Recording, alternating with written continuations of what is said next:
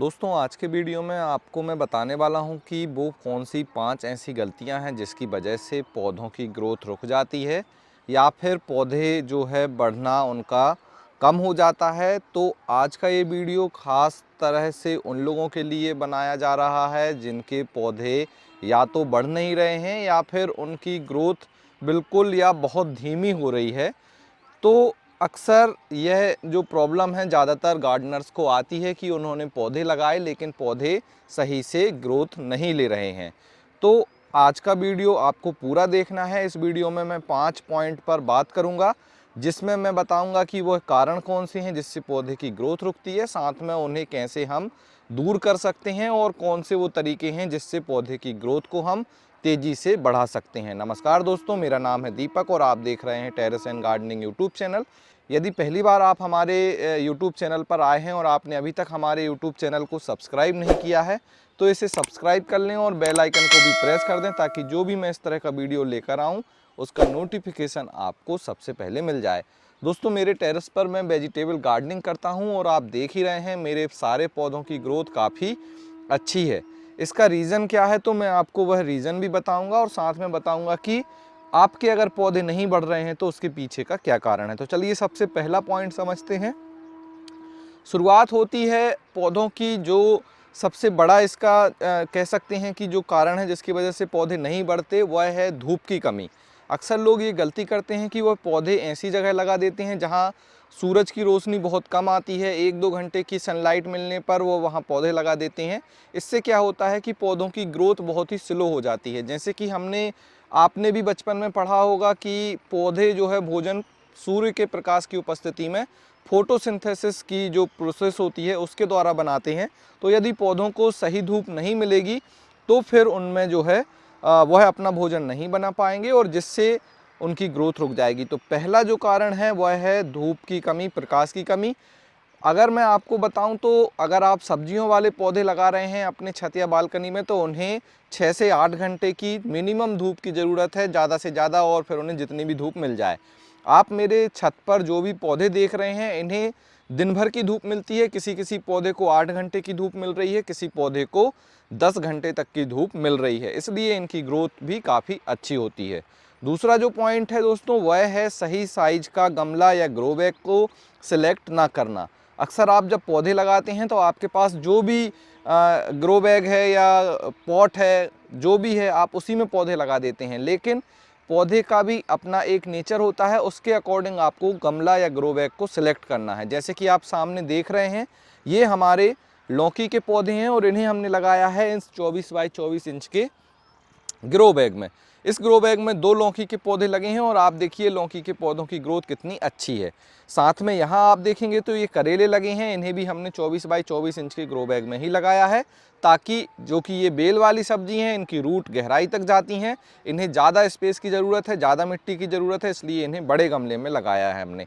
यदि आप इन्हें छोटे ग्रो बैग में लगा देंगे तो पौधे की ग्रोथ कम हो जाएगी, साथ में उसमें फ्रूटिंग भी कम होगी। इसी तरह से आप सामने ये टमाटर देख रहे हैं तो इन्हें भी हमने रेक्टेंगल ग्रो बैग में लगाया है। और यहाँ पे मैं आपको बताऊं तो देखिए सामने ये आलू लगे हुए हैं, इन्हें भी हमने पोटैटो ग्रो बैग, जियो फैब्रिक जो ग्रो बैग है इसमें लगाया है। साथ में यहाँ पे आप देखेंगे तो ये टमाटर है और इस टमाटर के पौधे को भी हमने इस 12 बाई 12 इंच के ग्रो बैग में लगाया है। तो आप अलग अलग साइज के पौधों को अलग अलग साइज के गमलों में अलग अलग तरह के पौधों को लगाएंगे तो आपको अच्छा रिजल्ट मिलेगा। जिस पौधे के लिए जिस साइज का ग्रो बैग अच्छा है उसमें लगाएं। जैसे मैं बात करूं बैगन, टमाटर, मिर्च, हरी मिर्च, शिमला मिर्च, गोभी, इस तरह की जो चीज़ें सब्जियां हैं इन्हें आप 12 बाई 12 इंच के ग्रो बैग से लगाना शुरू कर सकते हैं। और जो पत्तेदार सब्जियां हैं उन्हें आप जो है जो ऐसे ग्रो बैग में लगाएं जिसकी चौड़ाई ज़्यादा हो, गहराई कम हो। अगर मैं आपको दिखाऊं तो देखिए यहाँ पे हमने कुछ धनिया लगाई हुई है और ये धनिया देखिए यहाँ से हम इससे हार्वेस्ट करना भी हमने शुरू कर दिया है। और आप देख सकते हैं कि इसमें ग्रो बैग में चौड़ाई ज़्यादा है, गहराई इसकी 1 फीट है, बाकी आप कम गहराई के ग्रो बैग में भी इसे लगा सकते हैं। तो सब्जी के अकॉर्डिंग ग्रो बैग को सिलेक्ट करें, वह बहुत ज़रूरी होता है।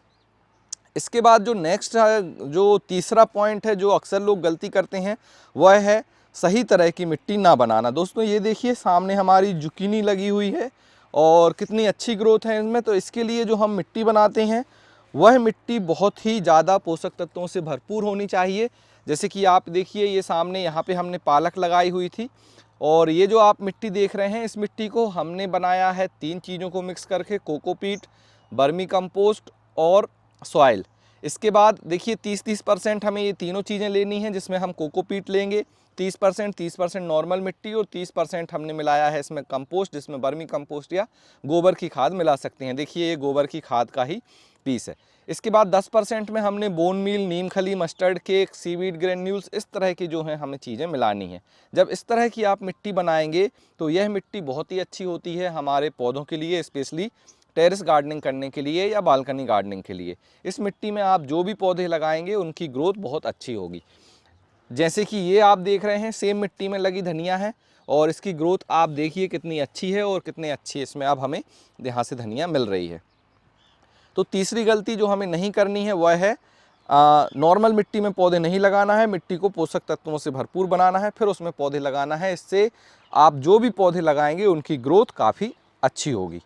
इसके बाद जो हमारा 4th पॉइंट आता है, उसमें जो है हमारा जो ख़ास ध्यान हमें रखना है वह है सीज़न का, कि आप किस सीज़न पे कौन सी सब्ज़ी लगा रहे हैं। क्योंकि अगर सीज़न पे आप नहीं लगाएंगे, सही टेम्परेचर पर आप सब्ज़ी नहीं लगाएंगे तो क्या होगा, उसमें आपको प्रॉपर ग्रोथ नहीं मिलेगी। तो इसलिए अभी जैसे समय है, जैसे मैंने देखिए यहाँ पे रेड कैबेज लगा रखी हैं, यहाँ पे आप देखेंगे तो ये ब्रोकली है, सामने देखेंगे तो वहाँ गोभी लगी है।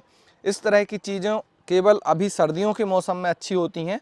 अगर मैं बात करूं मेथी की, तो मेथी का सीज़न अभी है, तो अभी आप लगाएंगे तो अच्छा रिजल्ट मिलेगा। तो समय के हिसाब से, सीज़न के हिसाब से, टेम्परेचर के हिसाब से सब्जियां लगाएं तो आपको बेस्ट रिजल्ट मिलेगा। अगर आप गलत टेम्परेचर में लगाएंगे तो फिर आपको सही रिजल्ट नहीं मिलेगा। तो यह भी एक रीज़न है, पौधों की ग्रोथ कई बार नहीं होती।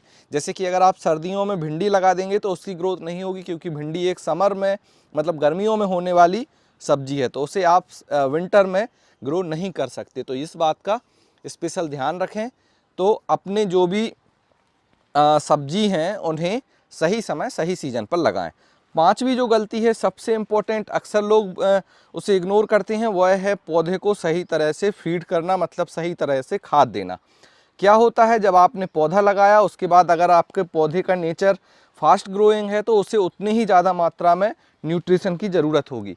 ज़्यादा न्यूट्रिशन की ज़रूरत जब उसको होगी तो आपको उसे ज़्यादा खाद देनी होगी। खाद में आप अलग अलग तरह की खाद दे सकते हैं, जैसे vermi compost, kitchen waste compost, cow dung compost, नीम खली, बोन मील, इसके बाद आप मस्टर्ड केक, सीवीड ग्रेन्यूल्स और भी दूसरे जो भी खाद हैं आप उन्हें दे सकते हैं। तो ये सारे जो मैंने आपको खाद बताए, इन्हें आपको बदल बदल कर समय समय पर अपने पौधों पर देना है, जिससे पौधों की ग्रोथ काफ़ी अच्छी होने लगती है। मैं अपने पौधों पर स्पेशली बोन मील, नीम खली, मस्टर्ड केक और वर्मी कंपोस्ट और काऊ डंग कंपोस्ट का इस्तेमाल सबसे ज़्यादा करता हूँ।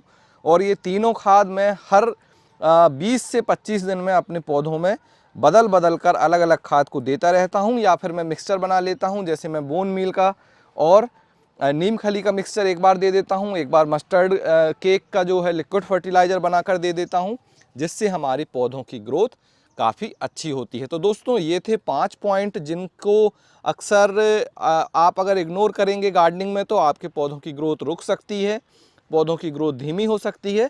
तो यदि आपके गार्डन में लगे हुए पौधे नहीं बढ़ रहे हैं, उनकी ग्रोथ नहीं हो रही है, तो इन 5 पॉइंट पर ज़रूर ध्यान दें। अगर आप इन पर ध्यान देंगे और मैंने बताए हैं जो तरीके, उनको अपनाएंगे तो आपके पौधों की ग्रोथ भी तेज़ी से होने लगेगी और उनमें ढेर सारे फल लगेंगे। आज का ये वीडियो आपको कैसा लगा कमेंट्स कर बताएं। वीडियो को लास्ट तक देखने के लिए बहुत बहुत धन्यवाद। हमारे चैनल को सब्सक्राइब कर लें और इस वीडियो को लाइक और शेयर ज़रूर करें।